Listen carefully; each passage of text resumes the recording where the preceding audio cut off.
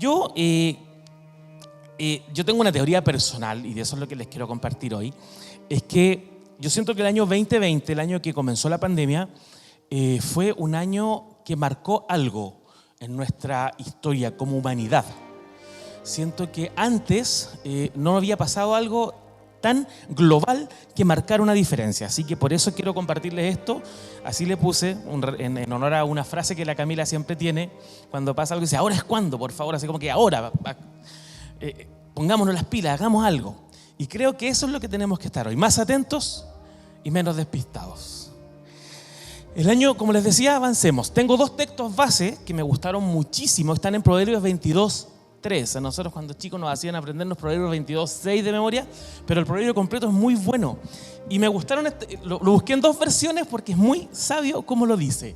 El primero, la Nueva Traducción Viviente, dice: el prudente se anticipa al peligro y toma precauciones. El simplón avanza a ciegas y sufre las consecuencias. Pero la traducción en lenguaje actual me gustó más como lo dice, porque dice: el que es inteligente ve el peligro y lo evita. En cambio, y lo dice la Biblia, así que por favor no me juzguen.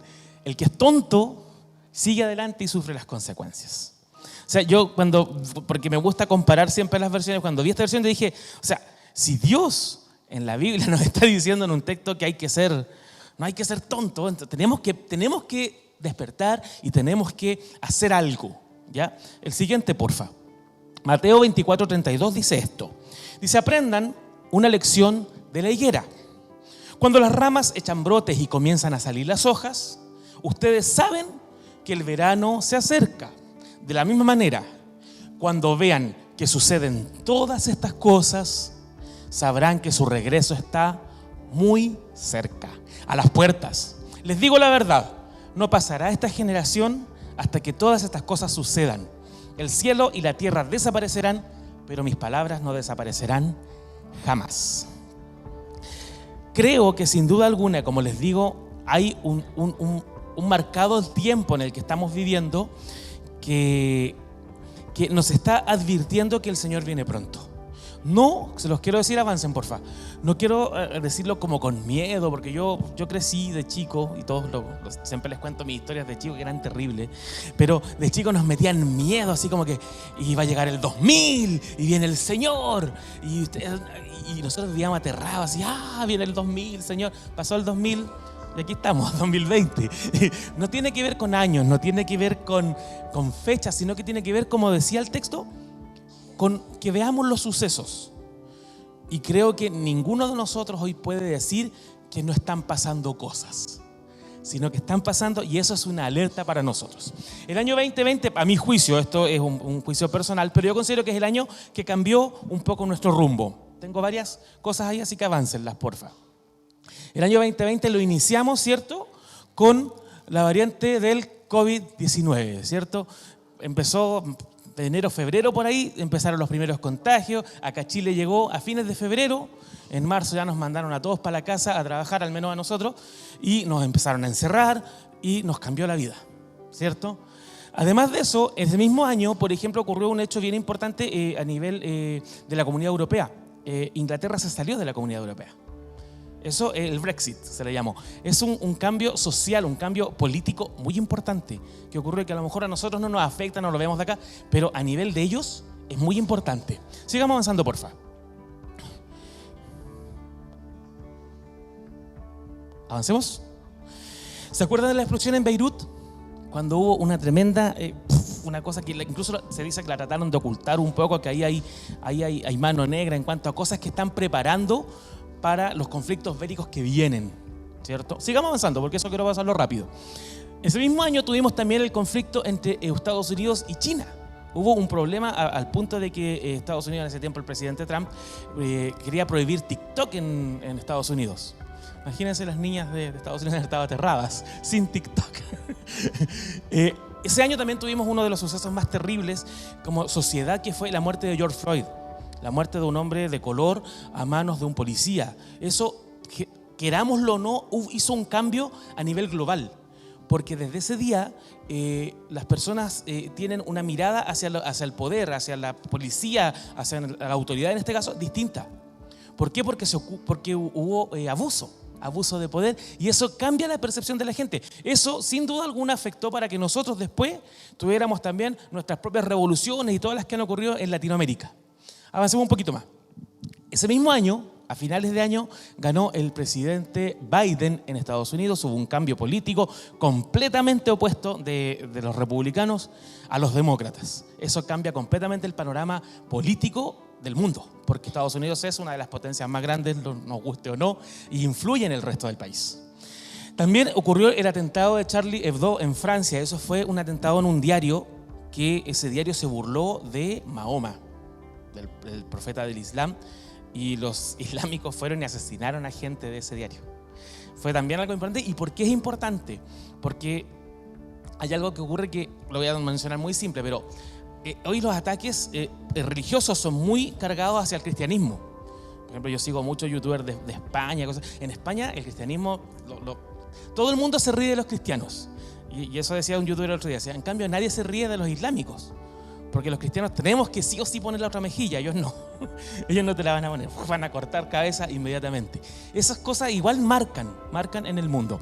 Y los últimos cosas que ocurrieron ese año fueron los grandes incendios que hubieron en California, que consumieron hectáreas y hectáreas de vegetación. Incluso mansiones de algunos famosos también se fueron afectadas por estos incendios. Esto tiene mucha repercusión con lo que estamos viviendo hoy del cambio climático, que es algo que está muy en boga, es algo que se está repitiendo constantemente, y son cosas que influyen en la vida que estamos viviendo de aquí en adelante. Avancemos, porfa. De nuevo, yo quiero que analicemos rápidamente esto, por favor, porque esto es más como a nivel local. Esto fue a nivel mundial, pero nosotros, por ejemplo, desde el año 2020 tenemos cuarentenas, vacunas, compras por internet, aislamiento, teletrabajo, cerraron nuestras iglesias, y también un punto importante que es empezamos a hacer filas. Revisémoslo rápidamente, son punto por punto, porfa. Las cuarentenas, ¿cierto? Al estar en cuarentena, ¿cierto? El Estado toma control del movimiento de la población, definiendo cuándo y dónde pueden desplazarse las personas. Eso no es menor, porque hay un derecho, ¿cierto? Cristian me hablaba el otro día de eso, de libre desplazamiento, que a lo mejor se ve un poco coaccionado, pero estamos en eso. Si volvemos ahora a cuarentenas, que es lo que es más probable que ocurra por las nuevas variantes, de nuevo nuestro movimiento va a ser limitado. Vacunas. Al vacunarnos, ¿cierto? El Estado sabe quiénes somos, cuándo nos vacunamos, dónde nos vacunamos, por qué estábamos haciendo, cuántos años tenemos. Y tenemos un control mayor del que teníamos antes de que empezara toda esta pandemia. ¿Cuántos compran por internet? Yo no lo hacía, reconozco que antes de la pandemia no lo hacía. Yo decía, no, porque me pueden robar, yo soy desconfiado, aparte que el poco y nada de plata que tengo, que me lo roben, no. Pero empezó la pandemia y nos vimos obligados a hacerlo, porque era eso o no tener nada. Entonces con mi mamá empezamos a probar de a poquito en el Jumbo, probemos las cosas y llegaban bien, llegaban empaquetaditos, la persona las dejaba en la puerta de la casa, nos empezamos a acostumbrar, ahora yo compro todo por internet, no compro pero nada físico. Y todos estamos en eso mismo, ¿cierto? La gran mayoría. Todos tenemos plástico, ¿cierto? Con el cual pagar nuestras compras por internet. Hoy usamos muy poco el dinero en efectivo. Avancemos. También nos aislaron, ¿cierto? Desde la pandemia en adelante hubieron años que no nos vimos, años. Yo a mi mamita, por ejemplo, hubieron meses, creo que no la vi como en 6 meses. Porque claro, tanto ella estábamos preocupados de que no se fuera a contagiar por su enfermedad, pero también nosotros estuvimos encerrados en la casa fácilmente hasta septiembre. Todo el invierno, me acuerdo que ese invierno mi papá, mi mamá y yo, incluso más, nos pasó cuando Felipe estuvo como un posible contagio, estábamos aislados, Felipe en su casa, los Camila arriba, estábamos todos aislados en nuestros propios lugares. Y eso se nos ha vuelto un poco normal. Hoy no es terrible que nos aíslen, siendo que debiera hacerlo. No sé, el teletrabajo lo mismo. Yo, bueno, gracias a Dios, digo gracias a Dios porque no me gustaría hacer teletrabajo, pero yo voy a mi trabajo, pero mucha gente tuvo que empezar a trabajar en sus casas y acomodar una esquina para hacer un escritorio, y el teletrabajo igual es distinto porque uno ya no tiene esa dinámica de levantarse, ir a su trabajo, volver, se pierde eso. Estamos todo el día en lo mismo, en el mismo lugar, en el mismo espacio. Nuestras iglesias fueron cerradas, muchas. De hecho, nosotros por eso nos tuvimos que trasladar de iglesia, porque las iglesias tienen que tener una cierta medida, un cierto espacio, y pasó. Tuvimos meses sin reuniones, también tuvimos casi un año. Estuvimos un año, hicimos 2 reuniones presenciales solamente y nos volvieron a encerrar. Y lo más, una de las cosas más importantes que yo me he dado cuenta es que hemos retornado a la necesidad de hacer filas. Mi papá, don Carlos, mi jefe, me contaba que antes en los años 60, 70, era muy común que la gente hiciera filas para todo, ¿cierto? Las filas para comprar el pan, las filas para esto. Nosotros nos habíamos despojado un poco de eso. Yo me acuerdo incluso que la presidenta Bachelet en su primer gobierno, una de sus grandes promesas de campaña, y que de hecho se cumplió considerablemente, era eliminar las filas de los consultorios. La gente ahora llamaba por teléfono y pedía las horas, resultó a medias, pero estaba el intento de no hacer filas, porque hacer filas igual es un poco fome, es como que uno tiene que hacer eso, tiene que estar en ese proceso. Hemos vuelto a eso y nadie reclamaba. Yo trabajo al frente del Costanera, yo les digo, filas que llegan hasta afuera de gente que quiere comprar, y la gente hace la fila 1 hora, 2 horas para entrar a ver el último iPhone, 2 horas para entrar a Zara. La gente está haciendo filas como si nada. A mí eso me resulta curioso. Sigamos avanzando, por favor.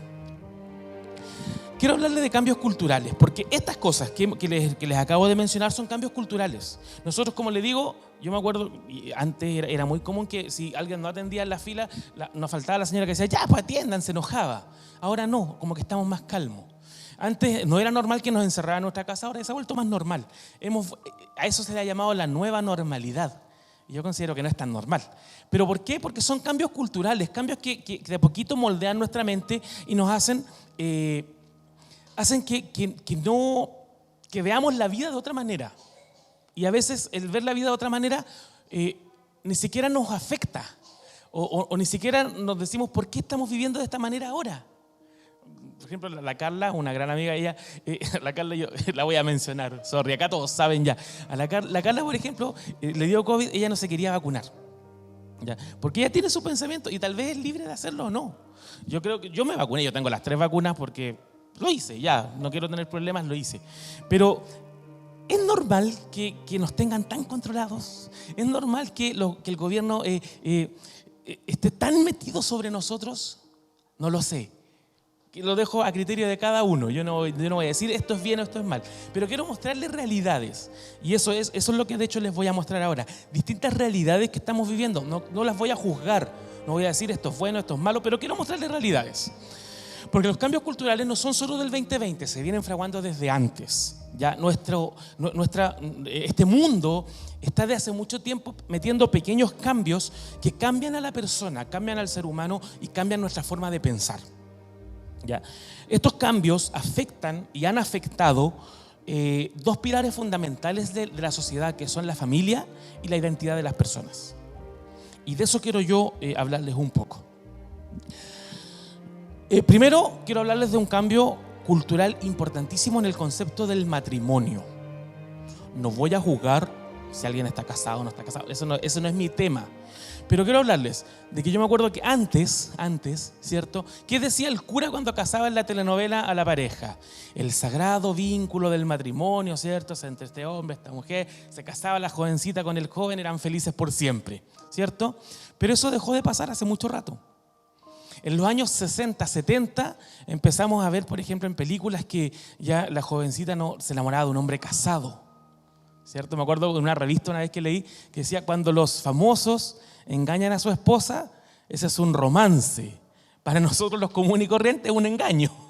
Entonces, pero son pequeños cambios, cositas que, claro, después ya no es tan, no nos parece a nadie anormal de que una pareja se divorcie, se vuelvan a casar. Son cosas que la sociedad empezó a cambiar, empezó a ver y se fueron normalizando y pasaron. Hoy, desde el año pasado, 2021, nuestro país tiene ley de matrimonio igualitario. La firmó el presidente Piñera. Éramos uno de los pocos países en América Latina que no tiene. No lo voy a juzgar, como digo. No es mi rol en este minuto. Pero sí es mostrarles una realidad. Desde este momento en nuestro país hay uniones, ya no son solo la sagrada unión entre un hombre y una mujer, sino que el país hoy tiene más uniones. ¿Ya? ¿Qué pasa con esto?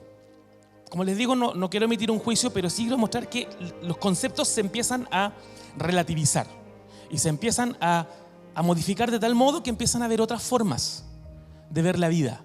Por ejemplo, esa foto que está ahí, esa mujer, ella es una modelo brasileña. Ella se casó consigo misma. Consideró que no había ni un hombre suficiente para ella y se casó legalmente con ella misma.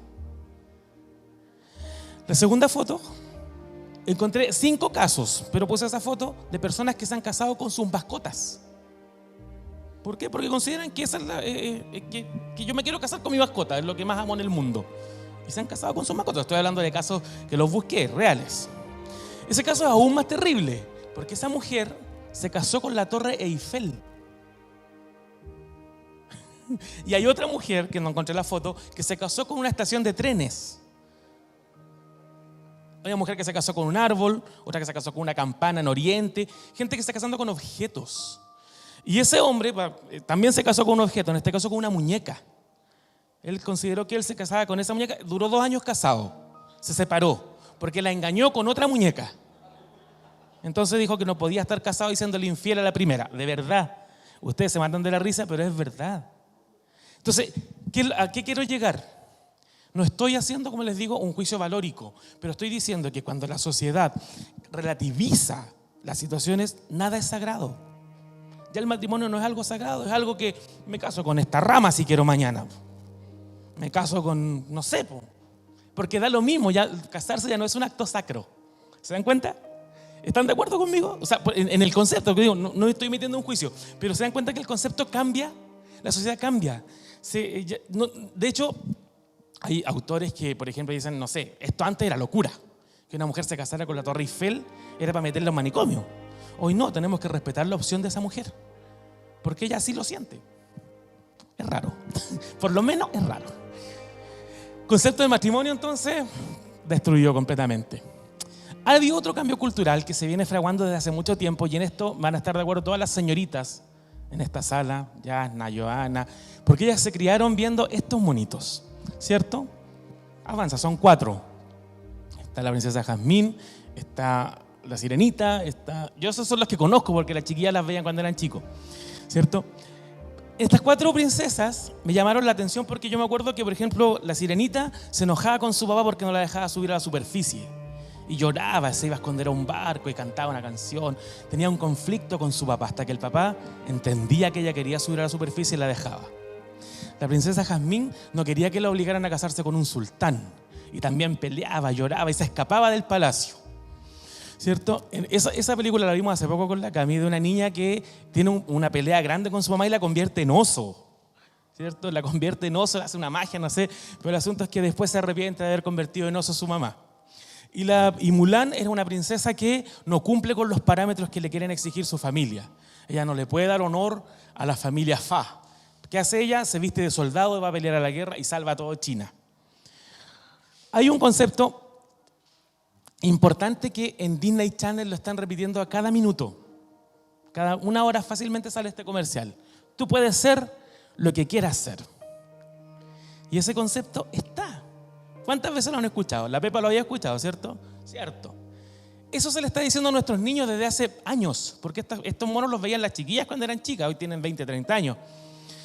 Le estamos diciendo a los niños, no importa, tus papás no tienen razón, son malos, a lo mejor no te entienden, pero tú puedes ser lo que quieras ser. Avánzame el otro cuadro que está.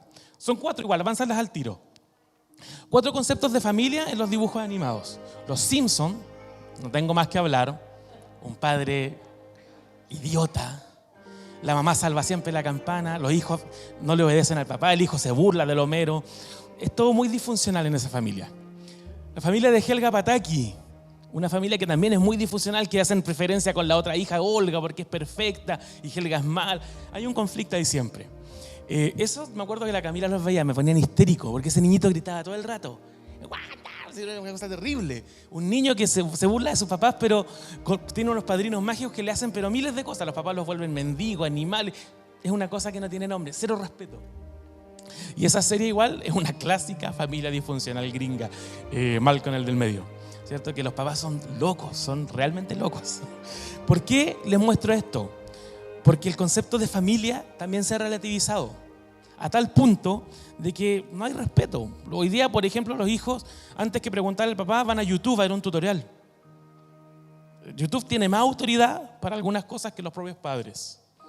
Entonces el concepto de familia, ese concepto sacro que Dios nos dio en la Biblia de hijos honren a sus padres, padres honren, cuiden a su hijo, a su esposa como vaso frágil, mujeres respeten a sus maridos, eso ya no es sacro, porque la sociedad cambió, ¿cierto? Y este es el último punto, este es controversial, quiero que me entiendan bien, no estoy haciendo un juicio contra las personas que voy a mostrar, pero sí les estoy mostrando una realidad. Nosotros, la única actriz chilena que ha estado en los Oscar y ha presentado un premio y es parte de miembro de la academia, es ella, es Daniela Vega.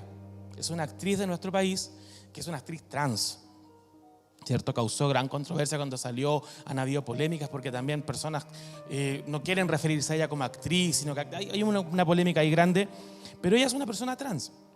¿Qué estoy diciendo? No estoy juzgándola, por favor, pero sí estoy diciendo que existe esa realidad hoy en día y creo que la sociedad hoy la vemos de cierta manera, nos hemos tenido que hacer a la idea que es así, que ella es una actriz, por ejemplo, y hay que respetarla como tal.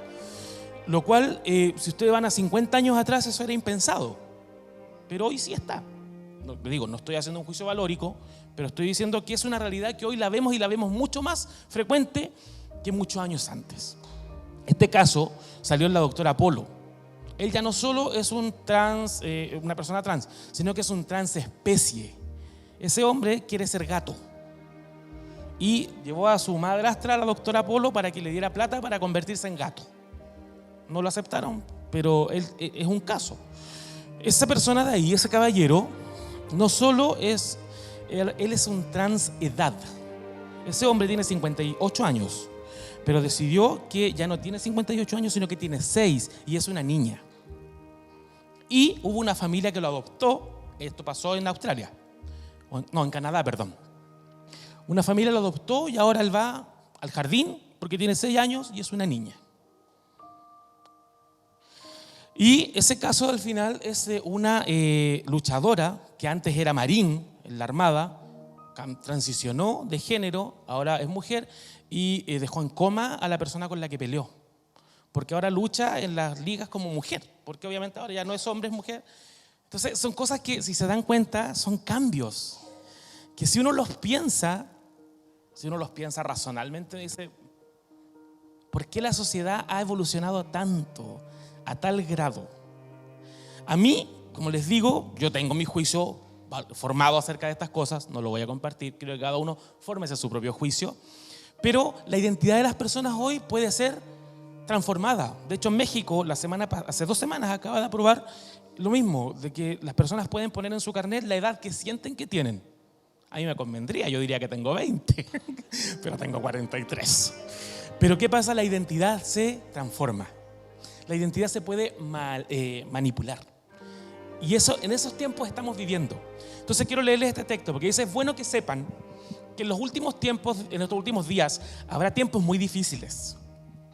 Pues la gente solo tendrá amor por sí misma, por su dinero. Serán fanfarrones, orgullosos, se burlarán de Dios, serán desobedientes a sus padres y malagradecidos.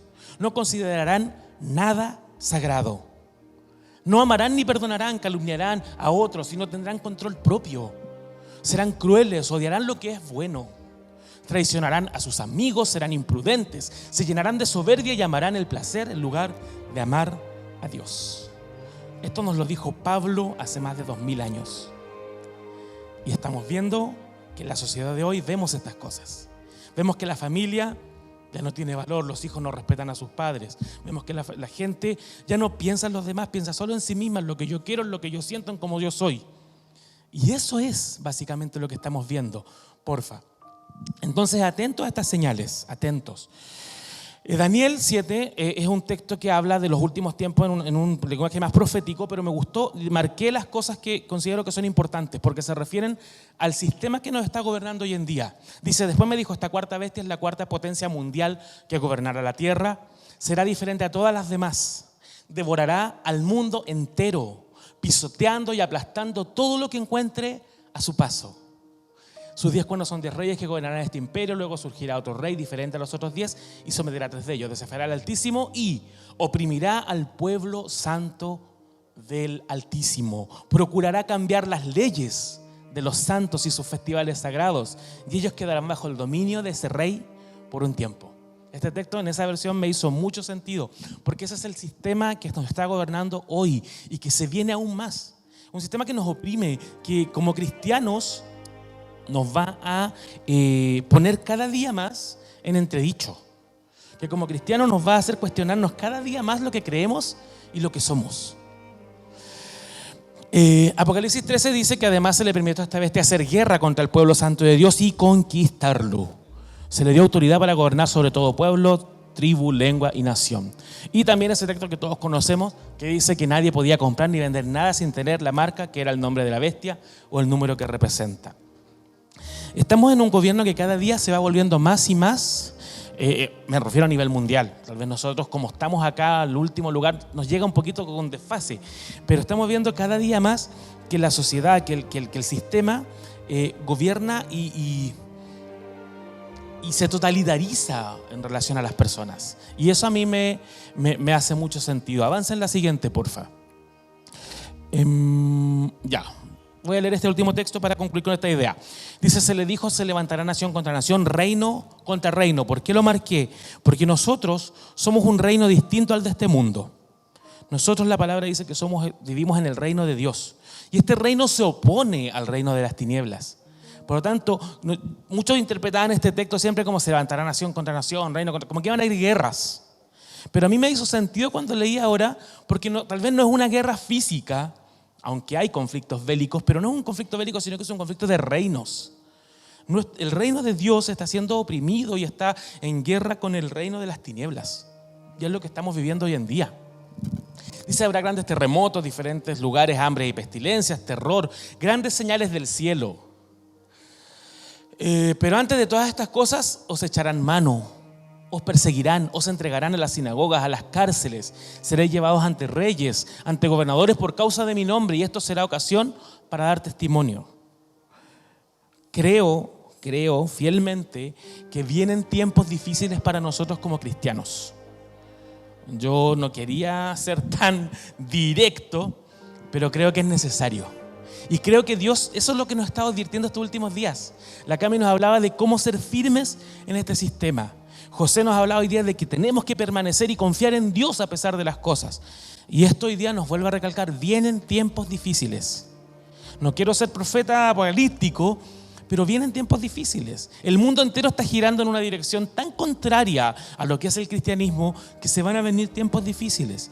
Pero lo importante es lo que Dios nos va a enseñar después de esto. Avancemos con la siguiente, porfa. ¿Ya? Ahora bien, amados hermanos, con respecto a cómo y cuándo sucederá todo esto, en realidad no es necesario que le escribamos, dijo Pablo. Dijo, ustedes saben muy bien que el día del regreso del Señor llegará inesperadamente como un ladrón en la noche. Cuando la gente esté diciendo, todo está tranquilo y seguro, entonces caerá encima una catástrofe tan repentinamente como le vienen los dolores de parto a una mujer embarazada y no habrá escapatoria posible. Pero ustedes, amados hermanos, no están a oscuras acerca de estos temas. Y no serán sorprendidos cuando el día del Señor venga como un ladrón, pues todos ustedes son hijos de la luz del día. No pertenecemos a la oscuridad y a la noche. Creo que aquí está la clave de todo lo que les estoy hablando. Porque Dios nos está iluminando, Dios nos está anticipando a que estemos firmes para cuando lleguen estos días. Estemos firmes, ¿en qué sentido? En el sentido de que nuestra fe no falte. Avancemos, porfa. Esto lo voy a pasar muy rápidamente, pero es la Agenda 2030, la agenda de la ONU, el plan que tiene la ONU para que de aquí al año 2030 se cumplan estos objetivos en la humanidad.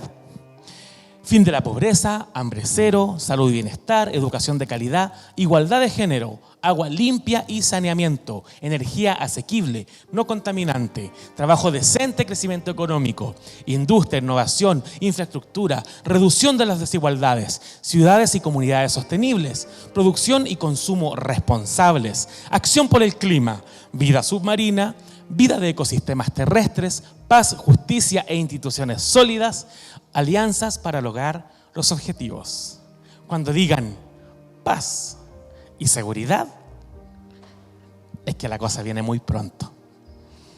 Creo que el mundo nos está mostrando que viene el Señor muy pronto y que queda poco tiempo. Por lo tanto, más que nunca tenemos que afirmarnos en nuestros caminos. Avancemos, porfa. Ya, pues esas son fotos. Eso, por ejemplo, es China. En China hoy el control de las personas está a ese nivel. Están identificados cámaras. Yo veía un video, se lo mostraba el otro día a la Cami con mi mamá, de que en China registran todo, las llamadas, lo que uno hace, todo. A una mujer se la llevaron detenida por hablar mal del presidente. Y veíamos ese video, lo mostró Dross. Se la llevaron detenida sin previo aviso. La mujer decía, ¿pero por qué me están deteniendo? No, tiene que acompañarnos. Y se la llevaron. Porque hay un control tan grande sobre las personas que saben todo lo que haces, todo lo que dices, todo lo que publicas, todo. Cada uno de nosotros cada día estamos más inmersos en eso. Si usted quiere comprar por internet, tiene que entregar sus datos. Yo he entregado mis datos a no sé cuántos lugares ya, y ya estamos entregados en el fondo. Pero saben quiénes somos, saben dónde estamos, saben dónde nos vacunamos, saben dónde compramos, la última vez que hicimos una compra con la tarjeta, saben todo. Estamos registrados en el sistema, no podemos escaparnos. Nos queda nada más que confiar en el Señor. Vi un video que la Carla, de hecho, sigue a estos niños, es de Canuto. Hay un pastor que hace un chiste, el pastor Rocha, que hablaba de la vacuna, que se ponía una cuchara y todo. Yo digo que la vacuna era el chip 666.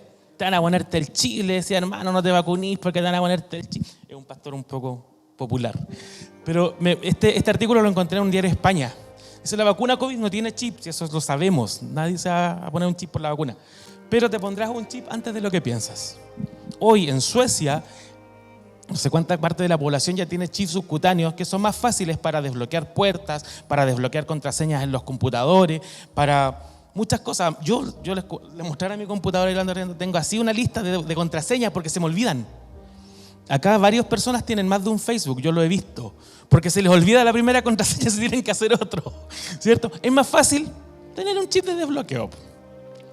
Entonces no sé hasta qué punto, el otro día hablábamos de esto, no sé hasta qué punto vamos a nosotros ser parte de este sistema o estar fuera del sistema. Lo dejo ahí. ¿Qué hacemos? Esto es lo importante y con esto vamos a concluir. Porque la Biblia sí nos da pautas, la Biblia sí nos da directrices por las cuales movernos en estos tiempos. Yo no sé a cuántos de ustedes les genera angustia esta situación. A mí me pasa. Les voy a ser honesto. Yo siempre en las predicaciones termino siendo confesiones que después me arrepiento. Pero yo el año pasado me frustré con las votaciones de nuestro país. ¿Ya? Apedréenme los que quieran, me da lo mismo. Pero no salió mi candidato, ¿cierto? Salió el candidato que yo no quería. Salió, hay que respetar a la autoridad, dice la palabra, lo respetamos, pero no me gusta. Pero, por ejemplo, me tuvo frustrado, lo reconozco. Hubo una semana que no, pero que cómo es posible esta gente, que cómo no piensan. Yo estaba ladrando ahí. Y el Señor me habló, de hecho, a través de algunas palabras, que en el fondo nuestra confianza no está en los gobiernos, no está en todo lo que está pasando, aunque nos angustie, aunque de repente veamos que la sociedad cambia tanto. Yo, por ejemplo, como les digo, sigo hartos youtubers y hartos pensadores de otros países, entonces muestran realidades que de repente para nosotros son chocantes. Por ejemplo, para mí ver esa persona transedad me da cosa porque yo digo, yo tengo una sobrina, la Amanda. Y yo no sé si el día de mañana ya va a entrar a un baño y va a haber una persona que se cree que tiene 6 años y en realidad tiene 30 y va a estar con ella y me da miedo. Y me angustia, de verdad, a veces me pongo en esa situación y digo, Señor, ayúdanos, Señor, guárdanos, es lo único que nos queda, porque el mundo está cambiando. Hay una ley que se está aprobando, de hecho, en nuestro país, de bajar la edad de consentimiento para que los niños de 12 años en adelante puedan consentir una relación con un adulto. Esas cosas a mí me aterran, porque pienso en lo que viene para adelante y no, el panorama no se ve bueno. Pero sí tenemos que confiar en el Señor y esa era la clave. El Señor me hablaba mucho a fin de año de eso. De hecho, tuve momentos muy intensos con el Señor en este aspecto, porque de verdad me sentía muy frustrado, me sentía preocupado, sentía que ¿qué va a pasar, Dios mío? Muy incierto. Pero el Señor me habló de eso. Ten certeza de que yo sigo siendo Dios.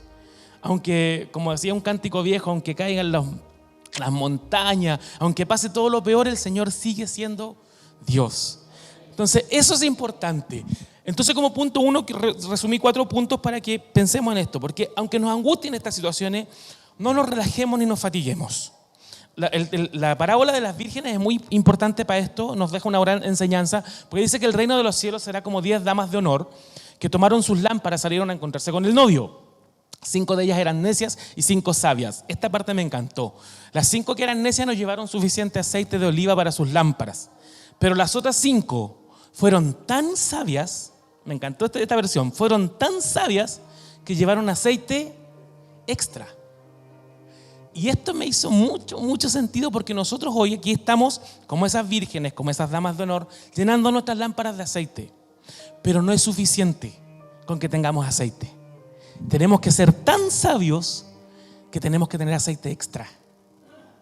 Y eso me hacía pensar de que nosotros a veces nos conformamos con venir el domingo al culto presencial, con conectarnos el viernes, cuando hay grupos conexión, listo, y ya. Pero hoy, en este tiempo, no es suficiente. Tenemos que hacer más, aunque nos cueste. Porque, ¿saben? Nos conformamos nosotros mismos. Decimos, no, si estuvo tan lindo el culto, listo. Pero luego, ¿qué? Nuestra vida tiene que ser una constante búsqueda de Dios. No estoy diciendo que ande como los hermanos antiguos levitando en el aire, oh, aleluya, no se trata de eso. Se trata de que nuestra confianza en todas las cosas que están pasando esté en Dios. Se trata de que donde vayamos sepamos que Dios está con nosotros. Que en cada cosa, en cada decisión que estamos tomando, sepamos, Dios está conmigo. Él es quien me está ayudando. Que nuestra confianza crezca. Eso es tener aceite extra. No es ir a más cultos, no es conectarse más, no. Es que nuestro propio corazón tenga más aceite. Cosa que ese aceite que día a día está creciendo en nosotros sobreabunde, para cuando venga el día malo tengamos aceite extra. Dice en Gálatas, Pablo nos dice, así que no debemos cansarnos de hacer el bien, porque si no nos desanimamos, a su debido tiempo cosecharemos. A veces es fácil desanimarse. Yo tampoco estoy diciendo que sea súper fácil. Ahora vamos a tener todo aceite extra en nuestra vasija. No, se hace difícil, pero lo barato cuesta caro, ¿cierto? Y por ende, al contrario, lo caro requiere mucho sacrificio. Sacrifiquémonos un poquito más. Yo soy el primero que tengo que ponerme en la brecha con el Señor y sacrificarme en buscar más de Dios, porque necesitamos en este tiempo malo tener más de Dios en nuestra vida. El segundo punto que les quise comentar es que no nos demos por vencidos. A veces también uno dice, es como que ya, ¿qué saco? Si la gente toda la gente piensa contra, eso me pasa el fin de año a mí. Todo el mundo piensa distinto. Y yo tal vez digo, pero miren, tengo razón en esto, pero nadie lo entiende así. Y uno dice, ya, chao, no, me doy por vencido, no le hablo más a nadie, no. Pero no nos demos por vencidos. Pensemos en esto, lo que dice Lucas. O sea, cuando estas cosas comiencen a suceder, erguíos, levantad vuestra cabeza, porque vuestra redención está cerca. No dejemos que este sistema, que las cosas negativas que estamos viendo a diario, que las cosas incluso malas que a veces nos frustran, nos bajen, sino que levantémonos. Y aunque lo estemos pasando súper mal y la situación sea difícil, levantémonos, porque la redención del Señor viene cerca para nosotros. Pablo nos dice esto en Romanos. Claro que no. A pesar de todas estas cosas, nuestra victoria es absoluta por medio de Cristo, quien nos amó.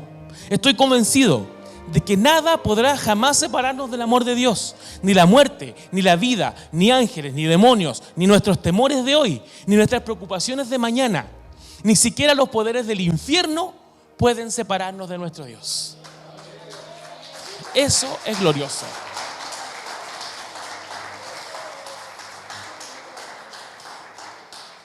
Entonces, aunque todo se vea mal, no nos desmayemos, no nos demos por vencidos, porque el Señor está de nuestro lado.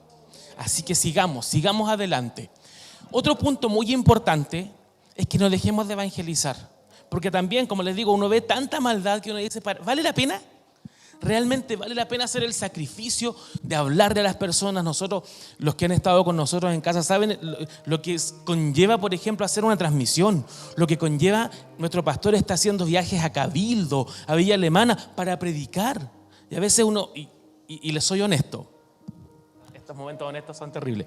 A veces confesión, a veces uno llega a la iglesia, nosotros de la casa nos venimos a las 4:30. Con David, con Camila, a veces cuando está Felipe, con Claudia. Llegamos acá a montar todo esto, porque esto hay que montarlo y desmontarlo, porque no estamos en nuestra propia casa, sino que esta casa es del pastor que nos la ha prestado con mucha amabilidad, por cierto, pero hay que hacer ese proceso todos los domingos. Lo hacemos. A veces nos venimos para ensayar, para poder tener canciones, para que suene bonito cuando estamos aquí. Llegan las 6:30 y hay 3 personas. Y uno dice, ¿valdrá la pena? Pero sí vale la pena. Eso quiero decirles. No quiero que se desanime. Si usted está diciendo, sí vale la pena. ¿Sabe por qué vale la pena? Porque el Señor aún nos ama, el Señor aún quiere que nos acerquemos a Él. Y si esto está sirviendo para eso, vale la pena. ¿Qué es lo bueno? Que nosotros también entendamos eso y nos metamos en este carro, en esta dinámica de buscar más del Señor, de estar ahí, de esforzarnos, de no desanimarnos, sino que de seguir adelante. Vale la pena servir al Señor. Hay un pastor amigo mío, que siempre dice, vale la pena desgastarse por el Señor. Creo que nuestro pastor nos ha dado ejemplo de eso, ¿cierto? Él ha dejado incluso cosas por el Señor. Creo que muchos de nosotros hemos sido ejemplos. Hay hermanas que han venido enfermas, mal, pero aquí están. Vale la pena desgastarse por el Señor. Lo vale, absolutamente. Aunque a veces parezca que no, lo vale. Entonces, no pensemos que el tiempo que le dedicamos al Señor, el tiempo que dedicamos en buscar a Dios, es tiempo perdido, porque no lo es. Es un tiempo de bendición. Y sigamos predicando el Evangelio. La anterior, por favor. Pablo nos dice esto. Piensen en la gente que no conoce al Señor. ¿Cómo invocarán a aquel en quien no han creído? ¿Cómo? ¿Cómo creerán en aquel de quien no han oído? ¿Cómo van a oír si no hay quien les hable? ¿Cómo predicarán si no son enviados? Tal como está escrito, hermosos son los pies de los que anuncian el Evangelio del bien. No nos cansemos de hablarle a las personas, aunque parezca perdido, pero hablemosles, porque tal vez si no somos nosotros quien le hablamos, no va a ser nadie. Esa vecina complicada del barrio que nadie le habla, solamente usted, tal vez nadie más le va a hablar de Cristo, solo usted. Entonces no nos cansemos. Hay personas que no van a escuchar de nadie más del Señor que nosotros. Nosotros con la Cami tuvimos el año pasado un amigo, Benjamín. Él era el profe de canto de nosotros. Él es un profe del municipal. Él está casado con un hombre. Él tiene una vida completamente distinta. Él jamás ha oído hablar de Cristo. Creo que fuimos los únicos que le hemos hablado del Señor. Y él nos decía eso, ustedes son las únicas personas que me han hablado de Dios. Y no solo eso, sino que me han mostrado una forma distinta de conocer a Dios. Tal vez hay alguien que solamente usted le va a poder hablar, nadie más. Por su vida, por su situación, por lo que sea. Usted es la persona que le va a poder hablar de Dios. Hagámoslo. No nos cansemos de hablar al Señor. Sé que nos cansamos, sé que cuesta, pero no nos cansemos, sigamos adelante. Y el otro punto importante es que reflejemos a Cristo. Como les decía adelante, no estoy aquí para hacer un juicio valórico. Yo no estoy aquí para condenar a las personas que tienen vidas distintas, que no creen en el Señor, que creen en las modas de este mundo, que a lo mejor hasta odian a Dios. No estoy para eso. Y nosotros tampoco. Nosotros estamos para reflejar a Cristo. Dice, hay un ejemplo hermoso que siempre ilustran de que cuando hay mucha oscuridad, una luz pequeñita hace la diferencia. Esa luz no viene aquí diciendo oscuridad, tú soy mala, yo soy... No. La luz se prende, nada más, pequeñita, y hace una diferencia. Nosotros somos igual que eso. Nosotros tenemos que llevar a Cristo con nosotros. No tenemos para qué decirle a la gente, lamentablemente, gran error que cometían nuestros hermanos en el pasado. Se paraban en el paseo humada y tú, pecadora, tú. La gente, eso obviamente crea una barrera. La gente lo que tiene que hacer es ver a Cristo en nosotros. Yo no saco nada tampoco con pararme aquí y decirle a ustedes, hermanos, tengan fe, si ustedes no ven a Cristo en mí.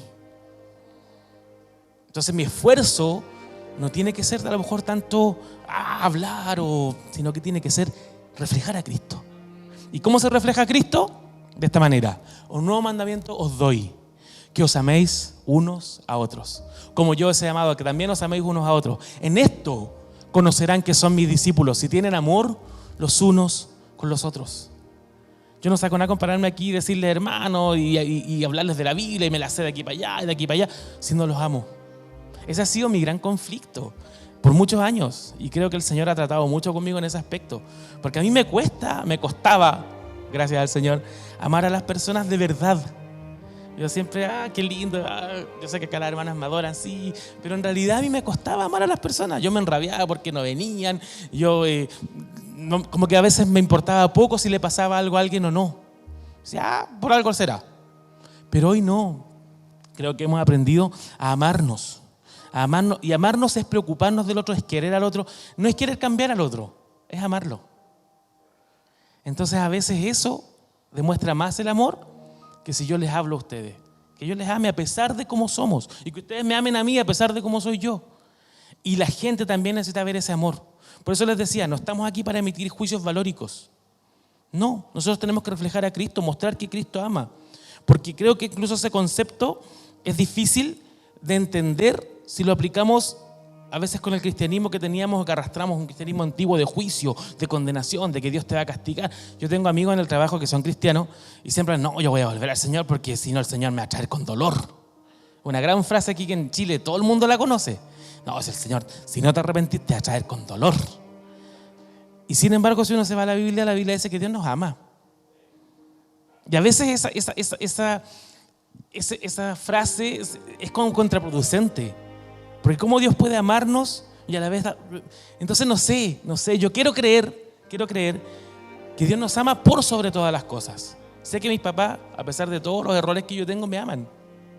Y me han mandado muchas terribles en la vida, pero no han dejado de amarme. Lo cual no quiere decir que no les duela, no quiere decir que me han retado para que cambie, pero me siguen amando. Creo que así es Dios. Dios no es que nos va a castigar, sino que Dios quiere que cambiemos para mejor, pero nos sigue amando. La gente tiene que entender eso. Si la gente entiende eso, va a poder acercarse al Señor. Otra más. El anterior, porfa. El anterior. Esto se lo dice Pablo a Timoteo, pero creo que lo tomen sobre todo los jóvenes que están en esta sala. Es muy importante. Dice, enseña estas cosas y dile a todos que las obedezcan. No permitas que nadie te desprecie por ser joven. Al contrario, trata de ser un ejemplo para los demás cristianos. Que cuando todos oigan tu modo de hablar y vean cómo vives, traten de ser puros como tú. Que todos imiten tu carácter amoroso y tu confianza en Dios. Mientras llego a visitarte, sigue leyéndole la Biblia a los miembros de la iglesia. No dejes de animarlos ni de enseñarles. No dejes de usar las capacidades especiales que Dios te ha dado cuando los líderes de la iglesia pusieron sus manos sobre tu cabeza.